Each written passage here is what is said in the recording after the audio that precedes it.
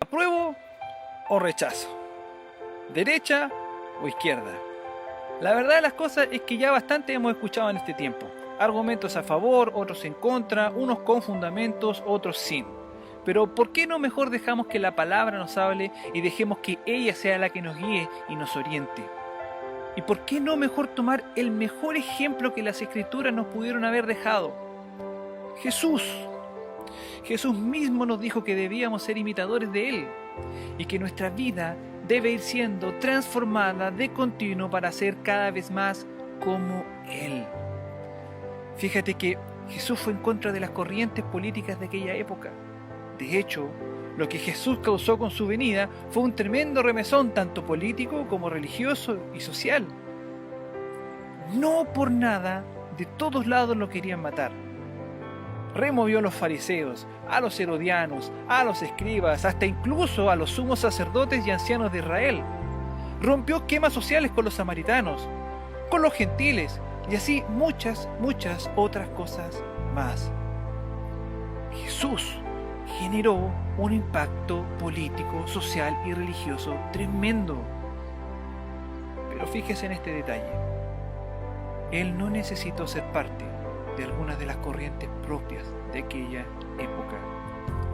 Él, su vida, su poder y el poder de su mensaje fueron suficientes para remover todo el ambiente de aquel entonces. Su muerte, fíjate que también fue política.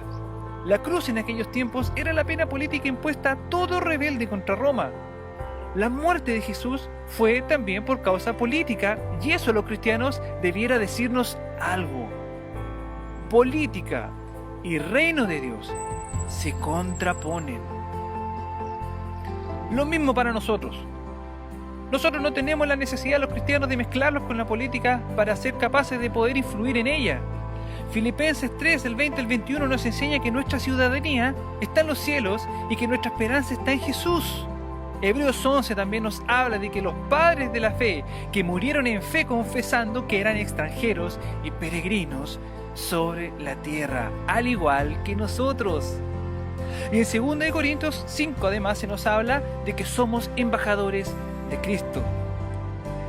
Entonces, si somos extranjeros de paso y nuestra ciudadanía proviene del cielo, y si somos sus embajadores, es que portamos un mensaje que proviene de allá, y es el mejor mensaje que el mundo puede oír. Somos nosotros la sal y la luz de este mundo, y este mensaje, como dice Filipenses, es que la esperanza para el mundo está en Cristo, en el reino de Dios y en su justicia. Hoy, las esperanzas están en una nueva constitución. Años atrás era un sí o un no. Amados, nada va a cambiar si no se pone en el centro a Dios. Y por el contrario, al igual que en nuestra propia vida, cuando se intenta sacar a Dios del medio de una nación, va a venir inevitablemente el desorden y el caos. Entonces, así como Jesús hizo, la iglesia también puede impactar en la política, también puede impactar en la sociedad, pero con el mensaje de Cristo y sin la necesidad de mezclarse con ella. Del mismo modo, fíjate en esto, la iglesia tiene algo que nadie más tiene en este mundo. La iglesia tiene algo poderoso. La iglesia tiene discernimiento. ¿Para qué? Para entender los tiempos y saber qué hacer. Tenemos una tremenda y gran ventaja dada por Dios frente al mundo. Fíjate que en Israel, en los tiempos de David, había una tribu que se dedicaban a discernir los tiempos que ellos vivían como nación. En Primera de Crónicas 12:32 nos narra la palabra de que de los hijos de Isaacar, expertos en discernir los tiempos, con conocimiento de lo que Israel debía hacer. Los de la tribu de Isaacar en ese tiempo eran expertos en discernir los tiempos. ¿Pero para qué? Para tener conocimiento de lo que Israel debía hacer como nación. Y estos versículos que acabamos de leer también estaban dentro de un contexto político donde se tenía que definir si David iba a gobernar todo Israel o una parte de ella. Allí en ese momento había una disputa política al respecto. El mensaje de la iglesia va a ir sí o sí de la mano con el discernimiento espiritual de los tiempos. Por eso vuelvo a Mateo 5, somos la sal y la luz, somos la luz de este mundo. Y así como Daniel y Nabucodonosor, así como José y Faraón y tantos más, nosotros tenemos la revelación del cielo para saber hacia qué dirección ir. Por eso es que nuestro mensaje como iglesia es de sumo valor y se basa en que en el centro está Dios y no el hombre. Ahora quiero profundizar en lo vital, que es el discernimiento de los tiempos en los cuales estamos viviendo. Y para ello quiero pedirte que pongas mucha atención. En enero del año 2015, en Chile, se promulgaron los acuerdos sostenidos entre el Programa de las Naciones Unidas y nuestro país.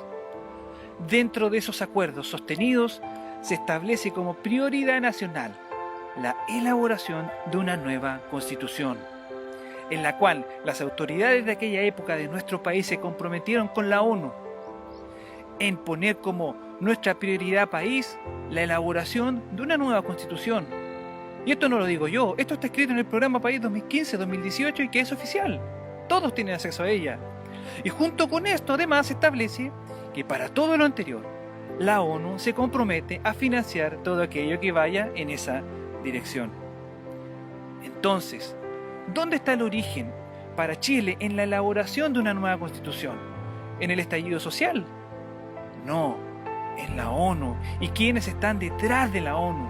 Es la ONU la que lo promueve, impulsa y presiona esto.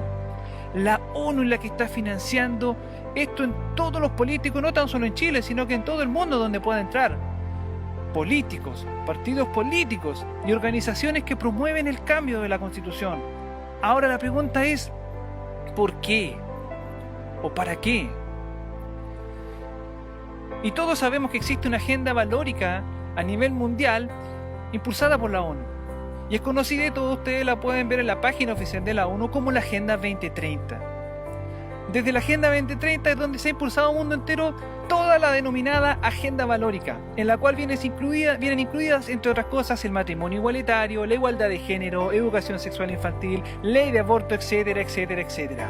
En el fondo, la conocida Agenda LGTB. A su vez, los políticos que vienen impulsando esto camuflan todo este cambio de la Constitución con la excusa de un bienestar social, pero en el fondo lo que desean es poder y dinero a cambio de que en Chile se ha instaurado todo el plan de la ONU y dictar leyes que atenten contra los principios de Dios. Este bienestar que supuestamente trae la nueva Constitución viene con el compromiso, y fíjate bien que este bienestar viene con el compromiso amarrado de eliminar los valores que Dios nos enseña en su palabra. Esa es la realidad en el cambio a nuestra Constitución. Todos estos cambios que está promoviendo la ONU sobre Chile y sobre nuestra nueva Constitución son muchos, pero solamente quiero citar el primero. Y cito textual en la página 26 en el proyecto de reforma constitucional de Michelle Bachelet, capítulo 1, artículo 1. Dice textual, abre comillas, reemplácese la familia en sus diversas modalidades, es el núcleo fundamental de la sociedad. Ahora a esta nueva constitución se agrega el párrafo en sus diversas modalidades. ¿Qué nos quiere decir esto? Familias con hombres, mujeres con mujeres y así una infinidad de alternativas más. Y así como esto hay muchas otras cosas que son opuestas a los valores de la palabra. Fíjate que todos estos movimientos feministas también son impulsados desde la ONU y quienes están detrás de ella y buscan quitar el orden patriarcal bíblico que se ha establecido en la historia de la humanidad, sacar la figura del padre, del hombre como cabeza. Dios es nuestro Padre y vino a nacer en el seno de una familia. La agenda antivalórica de la ONU lo que pretende, entre otras cosas, es destruir a la familia. Todo apunta a sacar a Dios del medio. Amado hermano, tenemos que discernir lo que está sucediendo en nuestro país y lo que está sucediendo en el mundo. Quisiera leerte el Salmo 2. ¿Por qué se sublevan las naciones y los pueblos traman cosas vanas? Se levantan los reyes de la tierra y los gobernantes traman unidos contra el Señor y contra su ungido, diciendo: rompamos sus cadenas y echemos de nosotros sus cuerdas. Y esto es exactamente lo que sucede hoy. Los gobernantes del mundo traman unidos y confabulan contra el Señor. Rompamos sus cadenas, dice la palabra. ¿Y cuáles son esas cadenas que lo tienen encadenados y atados? Es el orden que Dios ha afirmado, la autoridad, la humanidad, a lo largo de toda su historia, pero que para ellos ha constituido un yugo indeseado. Esto es, la familia como principio de la existencia humana, un hombre y una mujer, y la base de los pueblos, el matrimonio entre un hombre y una mujer, el valor de la vida, el amor al prójimo, todo ello para el mundo significan cadenas que, pese a no vivir bajo la voluntad de Dios, de igual forma a ellos les ha tocado vivir sujeto a ello y no quieren seguir viviendo así. Amados, debemos discernir para ser capaces de ver más allá, de no dejarse llevar por lo que dice la mayoría, por lo que dice la masa, por las cosas que parecen buenas, pero que no lo son. Hay que lograr llegar hasta el germen de la maldad, hasta el germen de ese espíritu anticristiano que se está levantando en este tiempo. Isaías dijo: mi pueblo fue llevado cautivo porque le faltó discernimiento. Amados, lo que para Dios es importante, para la iglesia también lo debe ser. Para lo que Dios es más relevante y tiene mayor prioridad, debe tener mayor relevancia y prioridad en nosotros. Hoy se nos está ofreciendo mejorar el bienestar social, mejorar la igualdad de las personas, mejorar muchas cosas para que los chilenos vivan mejor. ¿Pero a cambio de qué? A cambio de quitar a Dios en medio de los valores de nuestra nación. Fíjate que, honestamente, no creo que van a cumplir con todas las expectativas que están generando hoy día. Pero supongamos que sí. Supongamos en el caso hipotético que sí, aunque es prácticamente imposible. Pero démonos el espacio que sí. Las propuestas pueden ser válidas, pero es aquí donde entra la pregunta: ¿quién está primero en tu corazón? ¿Lo que tú piensas? ¿Lo que tú piensas que es mejor? ¿O lo que Dios piensa que es mejor? Muchos dicen que lo que se plantea es justicia para muchos chilenos. Y vuelvo a repetir, que son válidos los argumentos, pero ¿qué? ¿A cambio de transar nuestros valores? ¿A cambio de transar la fe, los principios de Jesús?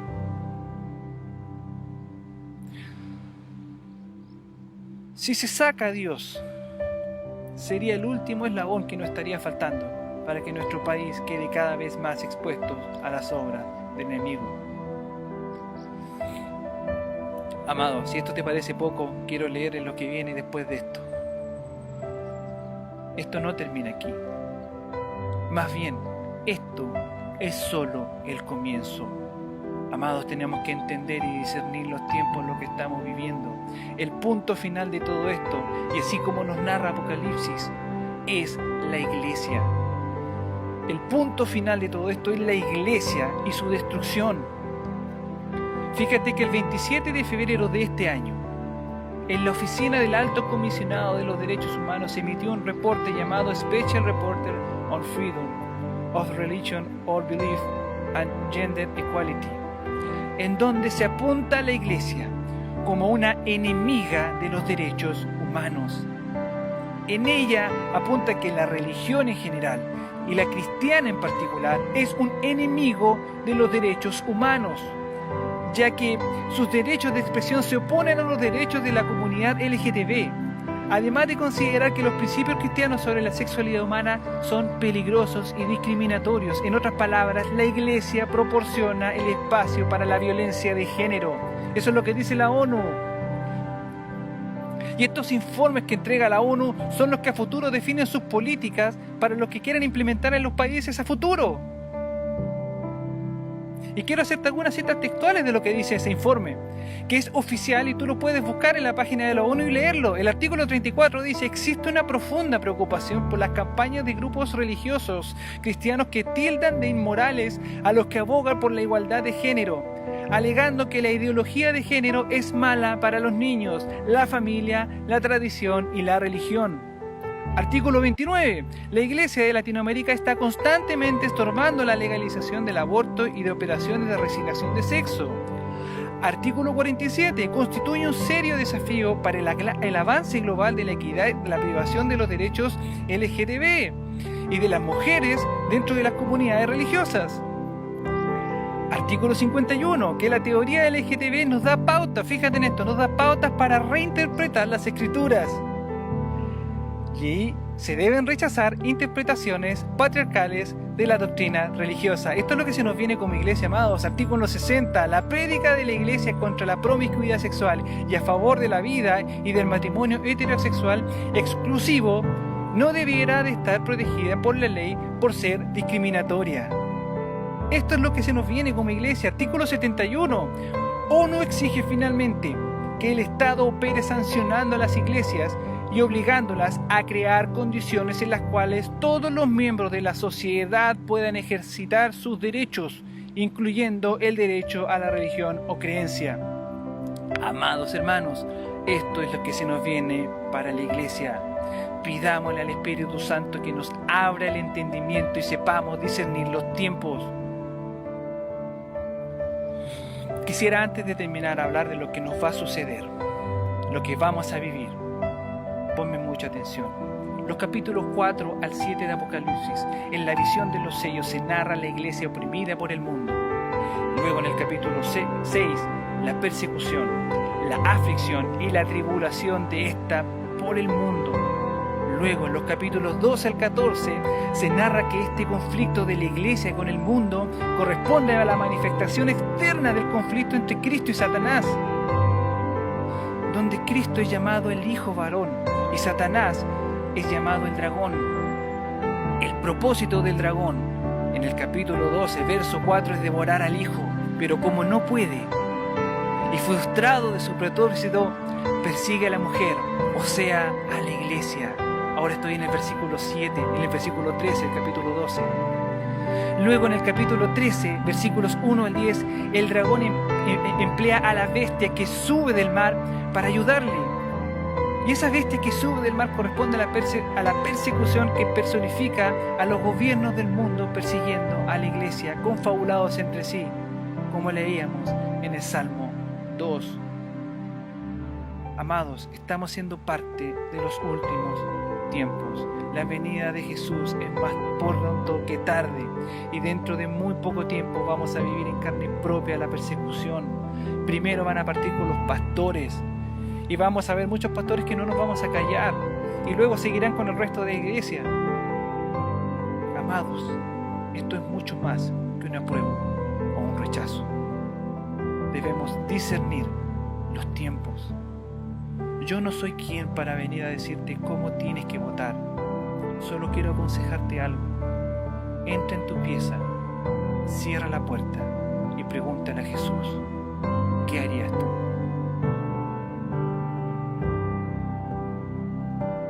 ¿Prefieres lo que tú piensas que es mejor o lo que Jesús cree que es mejor? Que esté muy bien.